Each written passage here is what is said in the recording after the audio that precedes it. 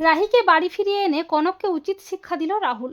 হ্যাঁ বন্ধুরা, আমরা এমনটাই দেখতে পাবো শুধু তোমারই জন্য ধারাবাহিকের আগামী পর্বগুলোতে। রাহুল মিমো ও লাক্স ছদ্মবেশে রাহির সাথে দেখা করতে কলেজ হোস্টেলে যায়, কিন্তু রাহির কাছে ধরা পড়ে যায়।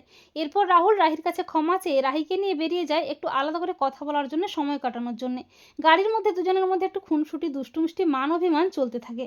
এরপর রাহুল রাহিকে বলে বাড়ি ফিরে যেতে, কিন্তু রাহি বলে আমার একটা শর্ত আছে, হ্যারি ও অনির বিয়েটা মেনে নিতে হবে। একথা শুনে রাহুল একটু উত্তেজিত হয়ে যায় ঠিকই, কিন্তু শেষমেশ রাহির কথা মতো রাহুল হ্যারি ও অনিকে মেনে নেয়।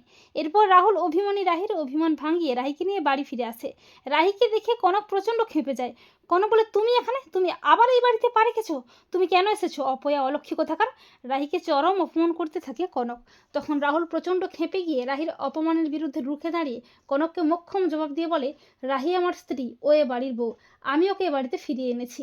তুমি এভাবে রাহিকে অপমান করতে পারো না। আর রাহির যদি এ বাড়িতে জায়গা না হয়, তাহলে আমিও কিন্তু এ বাড়িতে থাকবো না। রাহিকে নিয়ে এ বাড়ির থেকে আমি চলে যাব। তো বন্ধুরা, তোমরাও এটাই চাও তো যে রাহিকে বাড়ি ফিরিয়ে এনে কনককে যেন মোক্ষম জবাব দেয় রাহুল? কমেন্ট করে এক্ষুনি জানিয়ে দাও তোমাদের মতামতটি।